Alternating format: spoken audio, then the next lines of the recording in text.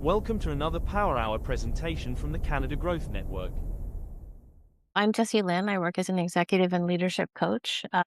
My favorite kind of playground to play in is really around human potential and the mind-body connection, leveraging like neuroscience and all. Nobody gets smarter when they're angry kind of thing. It's so true. And it's one of the things where if people could leverage that knowledge more, I think so many things would change in the world. So with this, this is a topic I've been talking a lot about right now is just around the ROI on human potential. What I wanted to talk about is kind of the best asset being currently muted, and it's because, currently we see that, actually, I'll start off with this. Hands up for everybody who thinks the world of work has become faster and more complex and more uncertain and more demanding. And hands up if you think that the solution is another platform, another dashboard, another process, or another meeting about the process. And that's what we see so often happening. I've been working with one company for a while where constantly going through changes, just renaming the word change. And you're not fooling your staff.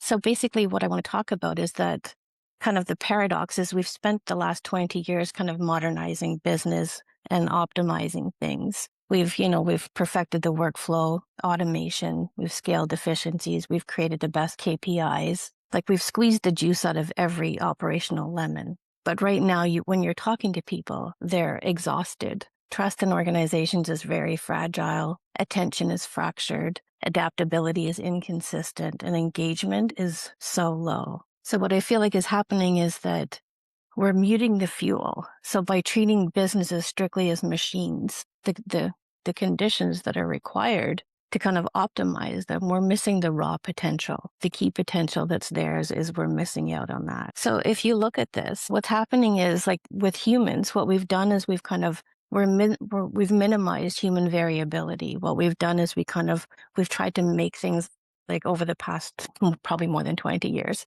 but I don't want to age myself. So I like to think it's just 20 years when we talk about, we're treating people like units of productivity, inputs to be kind of resolved, really trying to squeeze people into boxes. And with that, it's about kind of managing their performance, controlling that variability, and obviously reducing inefficiencies. But now we're in a different world where AI is handling information. We've got algorithms that are handling the repetition, the software handling optimization. But who's handling the people? Like, where's the hidden value in that? So that's where I say that this is something that, and it's not on the balance sheet. This isn't there and how it's measured and how it can be like optimized.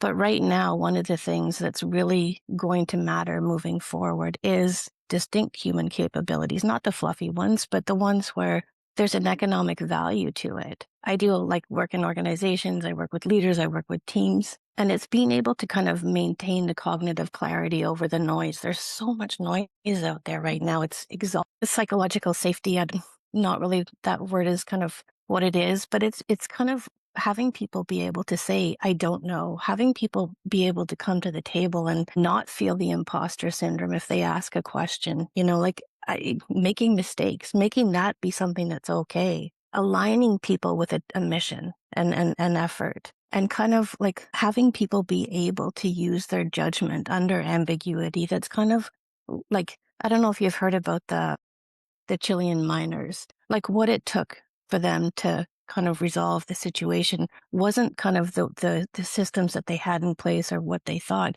They had to really think outside the box to help them and to save them. Emotional agility. I work with a couple of organizations right now where it's just not there. Like we're not, like, people aren't thinking. People aren't, like, everything is becoming so. I have a 16-year-old son in high school, and it's mind-blowing to me to see what's happening with our education system because of the access to AI, and you see what people put on online learning. I think there's something that we're losing in that, and it makes it's sad. And resilience. Like, we have to understand that we're going to navigate different things, but the language that we use and the presence that we show up with will change, like, the outcome of that. If you look at COVID as an example. So this is the infrastructure for performance. The cost of ignoring human potential is absolutely massive. And it's not just about human potential. It's about the things that aren't listed on the ledger. So think about this as like on a scale of 1 to 10, How many of you have like shown up in your day in meetings with people where you weren't operating at a 10? Like if you think about it, it's not your IQ, it's not your credentials, it's your presence, it's your focus, it's your attention. Like you're sitting there, but scrolling on the phone, you know, or you're sitting there and you're planning what's coming next. And then, like, think about that also if you've been in the room with somebody who hasn't been giving you their attention. I used to work with somebody and she constantly ran meetings scrolling her Blackberry. you know, it doesn't feel good. It doesn't feel like you matter. It doesn't feel like there's value there. And that human dysfunction is expensive. And that's not on your balance sheet. The Gallup poll did this. Majority of people, when they were asked if they were showing up at a 10 in their daily work, majority of them said no, it was less than 8. And it's not a talent deficit because there's very talented people out there. They're just not engaged. We're not leveraging that. And that's the cost that's not being tracked. Like, organizations, we track things like the operation costs, the software utilization, efficiency ratios, but we're missing and we're not tracking the human capacity loss. And it's very expensive. Like, it's very expensive. They did a global study and they looked at the cost of employee disengagement. And it was $8.9 trillion globally. Like, that's mind blowing. When you think of if you could leverage even just a bit of that, like, what could be different? What could be different for your business? Stress and burnout everywhere. It just seems to be everywhere. But what that does is if you pull on that thread of people say they're stressed or they're burnt out, it costs companies in absenteeism, in turnover, in medical claims. But not just that. It's just, again, it's like people showing up at the table and they're not there. So they're making poor decisions, and sometimes that can be very dangerous. But there's also the decline in innovation and creativity. So, I mean, we're paying for people to show up, 100%. But the presenteeism can be like at 60%. So then where's the loss? 40%. So, and I mean, we've all done it. I'm not, this is no judgment.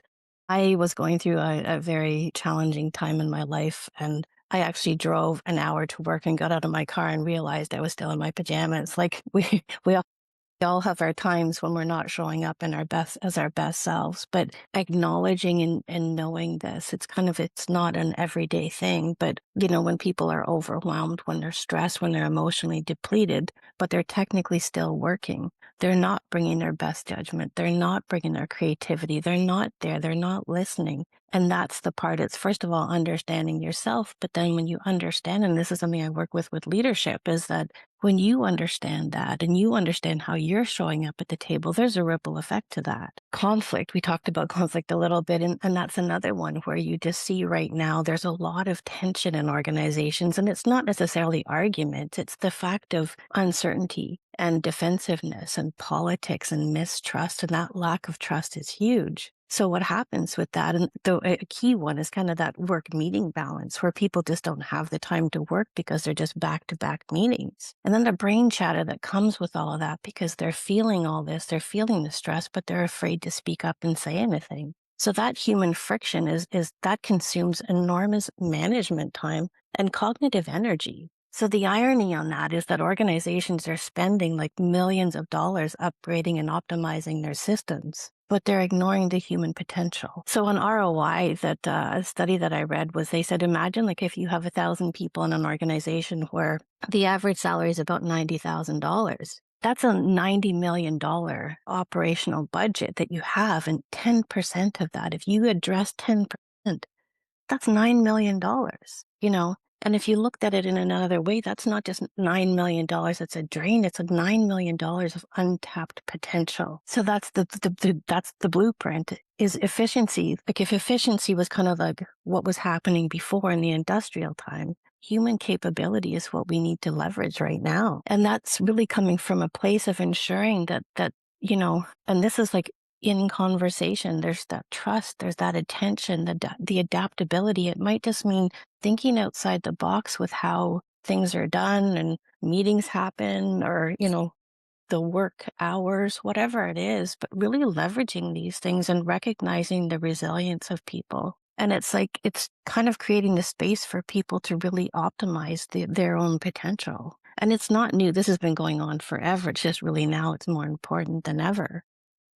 If you look at it, like I was talking about attention, time is fixed, but the attention part is fluid.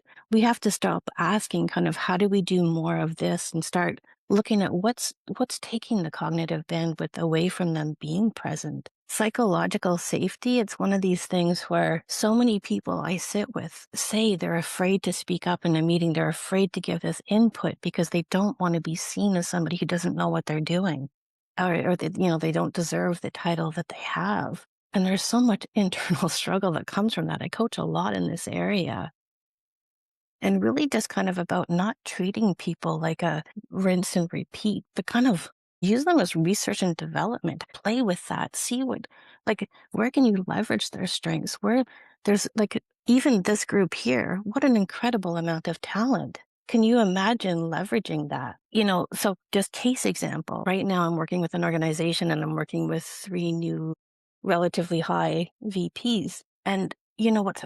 They're brilliant. They're high performers, they're intelligent, they're technically exceptional, but they're also so burnt out. And they're operating from the space of the chronic pressure, the constant, like the cognitive overload. They're reactive and their thinking is narrow. Because the thing is when you have all this going on, you don't have the mental capacity for clarity and for innovation and creativity. So instead of using another productivity tool to address that, it's really about strengthening that awareness and that emotional agility, that creating that sense of trust and that sense of value. The fact of people want to feel like they matter, that they have something to contribute. So when we strengthen that, there's a ripple effect for that for businesses. And it's not because the person has changed, it's because we've drawn out that potential. So they say that the future belongs to organizations that understand human capability as deeply as they understand technology. And we've spent so much time optimizing the machine. But what about if we turned our attention to understanding the human and how they work, how they're showing up, and leveraging that? So thank you. Kind of a bit of what I do, and I'd love to connect. Please reach out. Love conversations around this. I'm very passionate about it. So thank you for your time and attention. Thank you for watching. We host a free to attend session every Monday from 1 to 2 p.m. Eastern.